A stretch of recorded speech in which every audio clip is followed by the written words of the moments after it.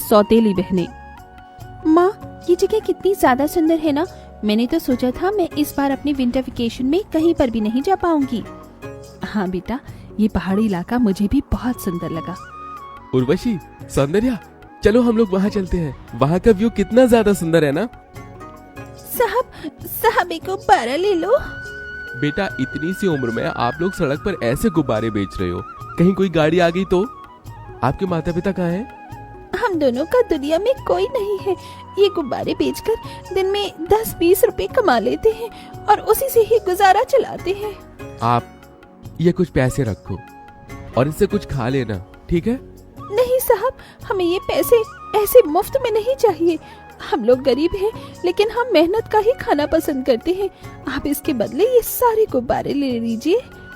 उन दोनों बहनों को इतनी छोटी सी उम्र में इतनी ईमानदारी और मेहनत से काम करता देख सौंदर्या के दिल के अंदर उन दोनों बहनों के लिए ममता जाग जाती है।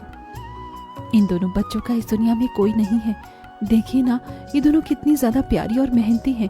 क्यों ना हम इन्हें गोद ले लें। वेद को भी वो दोनों छोटी बहन बहुत ज्यादा पसंद आती हैं और वो उन दोनों बहनों को गोद ले लेता है। बेटा, ये सब तुम दोनों के लिए है और आज के बाद तुम तीनों बहनें हो। तुम तीनों कभी भी एक दूसरे का साथ नहीं छोड़ना। हम कभी भी एक दूसरे का साथ नहीं छोड़ेंगे। जब से ये दोनों इस घर में आई हैं, तब से मम्मी पापा सिर्फ इन दोनों से ही प्यार कर रहे हैं। मुझे तो भूल ही गए हैं। जो चीज सिर्फ मेरे लिए आई थी और वो चीज अब इन दोनों के लिए भी आ रही है। उर्वशी मन ही मन कीर्ति और सृष्टि से नफरत करने लगती है। वेद और सौंदर्या का सृष्टि और कीर्ति को इतना प्यार करना उर्वशी को बिल्कुल भी पसंद नहीं था, लेकिन शायद भगवान को कुछ और ही मंजूर था। ऑफिस जाते समय सौंदर्या और वेद की गाड़ी का ब्रेक फेल हो जाता है, जिससे उन दोनों का एक भयानक एक्सीडेंट होता है और दोनों की फौरन ही मौत हो जाती है। मम्मी पापा, आप दोनों क्यों मुझे अकेला छोड़कर चले गए? आप दोनों के अलावा मेरा इस दुनिया में कोई भी नहीं है। आप दोनों कुछ बोल क्यों नहीं रहे हो? उर्वशी दीदी, देखो ना, मम्मी पापा को क्या हो गया? ये सब सिर्फ तुम दोनों की वजह से हुआ है। पहले तो तुम दोनों ने मेरे मम्मी पापा का प्यार मुझसे छीन लिया और अब मेरे मम्मी पापा को ही मुझसे छीन लिया है। मैं तुम दोनों को कभी माफ नहीं करूंगी। उर्वशी अपने माता पिता की मृत्यु का कारण सृष्टि और कीर्ति को मानने लगती है और उनसे बहुत ज्यादा नफरत करने लगती है।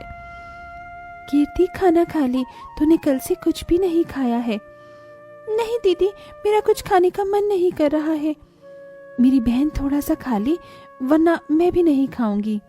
अपनी बहन के कहने पर कीर्ति जैसे ही निवाला उठाकर खाने लगती है, वहां उर्वशी आ जाती है और खाने की प्लेट छीनकर जमीन पर फेंक देती है। पहले तो मेरी मम्मी डैडी को खा गई और अब यहाँ आराम से खाना खा रही हो। घर में इतने सारे काम पड़े हैं, कौन करेगा? जाकर जल्दी से घर के सारे काम करो, वरना तुम दोनों को मैं घर से ही निकाल दूंगी, समझी? फिर इस कपकपाती ठंड में सड़क पर भटकते रहना। कीर्ति, सृष्टि उर्वशी को अपनी सगी बहन मानते थे, इसीलिए वो उसकी सारी बात मानते थे। कीर्ति, सृष्टि ऐसी ठंड के मौसम में भी छोटी सी उम्र में ठंडे पानी में घर के सारे कामकाज करती हैं। ठंडे पानी में काम करने की वजह से उन दोनों के हाथों में छाले पड़ जाते हैं, लेकिन उर्वशी ये सब नजरअंदाज करती है। मैंने इनसे अपना होमवर्क करने को कहा था, लेकिन ये दोनों तो सो रही हैं, वो भी हीटर चलाकर। उर्वशी एक बड़े से बर्तन में ठंडा पानी डालकर उसके अंदर बहुत सारे बर्फ के टुकड़े डाल देती है और उसे लाकर सो रही सृष्टि और कीर्ति के ऊपर डाल देती है। ठंडे पानी की वजह से दोनों बहनें घबराकर और ठंड से कांपती हुई उठती हैं। ओ दीदी, आपने इतनी ठंड में हम पर ये बर्फीला पानी क्यों डाल दिया है? मेरा बस चलता तो मैं तुम दोनों पर बिल्कुल खौलता हुआ पानी डालती, लेकिन वो क्या है ना, गर्मी का मौसम नहीं है, ठंड का मौसम है, इसलिए मैंने तुम पर ये ठंडा ठंडा पानी डाला। अब तो तुम दोनों की आँख खुल गई होगी ना, तो चलो जाकर मेरा होमवर्क करो और मेरे लिए गर्मा गर्म कॉफी बना कर लाओ। दीदी, मेरी तबीयत खराब है, मैं आपका होमवर्क बाद में कर दूंगी, मुझे थोड़ी देर आराम करने दीजिए। तुझे आराम करना है? अगर तू आराम करेगी तो घर के सारे काम कौन करेगा? मेरे माँ बाप को खाकर तुम दोनों बहनों को चैन नहीं मिला क्या, जो अब तुम ही आराम भी करना है? जितना बोला जाए उतना ही करो, समझी? उर्वशी का ऐसा बर्ताव कीर्ति और सृष्टि के पास सहने के अलावा और कोई चारा ही नहीं था। दोनों ही हमेशा अपनी सौतेली बड़ी बहन के सारे अत्याचार सहती और कभी कोई शिकायत नहीं करती। उर्वशी दिन रात उन दोनों से ठंड के मौसम में ठंडे पानी से काम करवाती और कभी उन्हें गर्म चिंटे से जलाती तो कभी कभी उन्हें पहनने के लिए गर्म कपड़े तक नहीं देती। लेकिन दोनों ही सौंदर्य की बातों को याद करते हुए सब कुछ सहती हैं। समय बीतता है और आज ये तीनों बहनें बड़ी हो जाती हैं। कितनी बार कहा है तुमसे कि मेरी परमिशन के बिना तुम लोग गर्म कपड़े नहीं पहनोगी, लेकिन तुम दोनों इतनी मोटी मोटी जैकेट पहनकर आराम कर रही हो। मैंने कहा उतारो ये जैकेट। तुम्हारी वजह से बचपन से लेकर आज तक मैं कैसे अपने माता पिता के प्यार के लिए तड़पी हूँ, उतना ही तुम दोनों भी ठंड में तड़पोगी। दीदी, हमें कितनी बार आपसे कहा है कि हम मम्मी पापा की मौत के जिम्मेदार नहीं हैं। आखिरकार वो हमारे भी तो मम्मी पापा थे ना। नहीं, वो सिर्फ मेरे मम्मी पापा थे। मैं उनकी सगी बेटी हूँ, ना कि तुम। उर्वशी अपनी दोनों सौतेली बहनों पर चिल्ला ही रही होती है कि तभी वहाँ उर्वशी के मामा मामी ओम प्रकाश और जूही आते हैं। उर्वशी बेटा, कैसी हो तुम? मामा मामी, आप दोनों यहाँ? आप दोनों ने मुझे बताया क्यों नहीं कि आप आ रहे हैं? अगर हम तुम्हें बताती तो हम तुम्हें सरप्राइज कैसे देते? ये तुम दोनों यहाँ खड़ी खड़ी मेरी शक्ल क्या देख रही हो? जाओ मामा मामी के लिए नाश्ता लेकर आओ। उर्वशी बेटा, तूने अभी तक अपनी इन दोनों सौतेली बहनों को अपने साथ रखा हुआ है? मामा मामी, मैं तो कब से इन्हें निकाल देती, लेकिन माँ ने कहा था कि मैं इन दोनों का साथ कभी न छोड़ूं, इसीलिए मैं इन्हें इस घर में रहने दे रही हूँ। लेकिन मेरे दिल में इन दोनों के लिए सिर्फ नफरत है। आप दोनों यहाँ बैठिए, मैं अभी आती हूँ। उर्वशी के वहाँ से जाते ही अच्छा हुआ इसके दिल में अभी तक अपनी इन दोनों सौतेली बहनों के लिए नफरत है। मुझे तो लगा था ये तीनों इतने सालों में मिल न जाए। अब हमें कुछ भी करके उर्वशी से जायदाद के पेपर्स पर साइन करवाना होगा और ये सारी जायदाद को अपने नाम करवाना होगा। ओम प्रकाश और जूही दोनों की नजर उर्वशी की प्रॉपर्टी पर थी।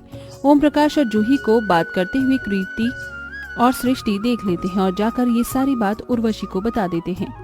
तुम दोनों को शर्म नहीं आती मेरे मामा मामी के खिलाफ ऐसी साजिश करते हुए? पहले ही मुझसे मेरे माँ बाप को छीन लिया और अब मेरे मामा मामी को मुझसे दूर करना चाहती हो। दीदी, हम सच कह रहे हैं, हमारी बात पर विश्वास करो। जस्ट शट अप, निकल जाओ मेरे घर से और मुझे अपनी शक्ल मत दिखाना। सृष्टि और कीर्ति अब पूरी तरह से टूट जाते हैं और घर छोड़कर चली जाती हैं, जिसका फायदा ओम प्रकाश और जूही उठाते हैं और जायदाद के पेपर बनवाकर उर्वशी के पास ले जाते हैं। ये किस किस चीज के पेपर हैं? उर्वशी बेटा, ये पेपर तेरे माता पिता ने बनवाकर मेरे पास संभाल कर रखे थे। इन पेपर पर साइन करने के बाद तू अपने बिजनेस को पूरी तरीके से टेक ओवर कर सकती है। लेकिन मम्मी पापा ने तो मुझे कभी इसके बारे में कुछ नहीं बताया। तू उस समय बहुत छोटी थी। चल, अब जल्दी से साइन कर दे। ये पेपर हमें अब कोर्ट में भी जमा करवाने हैं। उर्वशी को जूही और ओम प्रकाश पर शक होता है।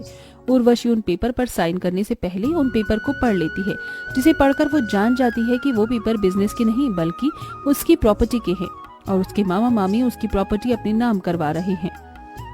सृष्टि कीर्ति बिल्कुल ठीक कह रहे थे। आप दोनों की नजर में मेरी प्रॉपर्टी पर है। काश मैं उनकी बात मान लेती। हाँ बेटा, काश तुम उनकी बात मान लेती। चल, अब जल्दी से इन पेपर पर साइन कर दे, वरना ये गन की सारी गोली तेरे भेजे में उतार दूंगा।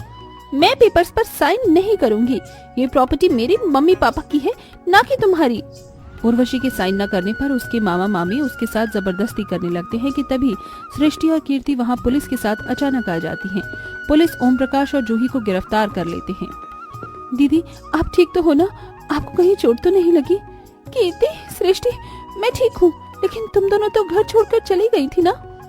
हाँ दीदी, लेकिन हम आपको ऐसी हालत में अकेला नहीं छोड़ सकते थे, इसीलिए हम पुलिस के पास गए और हमने उन्हें सब बता दिया और हम लोग सही समय पर यहाँ पुलिस के साथ पहुँच गए। अब आप इस घर में आराम से रह सकती हो।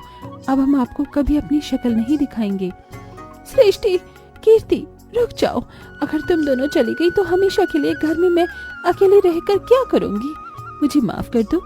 बचपन से लेकर बड़े होने तक तुम दोनों के साथ बहुत बुरा किया है मैंने। मम्मी पापा की आत्मा को ये सब देखकर बहुत दुख हो रहा होगा, लेकिन अब मुझे मेरी गलती का एहसास हो गया है। अपनी इस बड़ी बहन को माफ कर दो। आप हमसे माफी मत मांगी। आपने हमें स्वीकार कर लिया, यही हमारे लिए काफी है। हमें हमारी बड़ी बहन मिल गई और हमें कुछ नहीं चाहिए। उर्वशी अपनी दोनों बहनों को गले से लगा लेती है, जिसके बाद अब तीनों बहनें प्यार मोहब्बत से एक साथ खुशी खुशी रहती हैं। अगर आपको ये कहानी पसंद आई हो तो वीडियो को लाइक जरूर करें। ऐसी ही मजेदार और सीख देने वाली हिंदी मॉरल स्टोरीज देखने के लिए कम्फी टून चैनल को सब्सक्राइब करना न भूलें और कमेंट में जरूर बताइए कि आपको इस कहानी से क्या सीख मिली। मिलते हैं अगली कहानी में कम्फी टून की एक नई कहानी के साथ। धन्यवाद।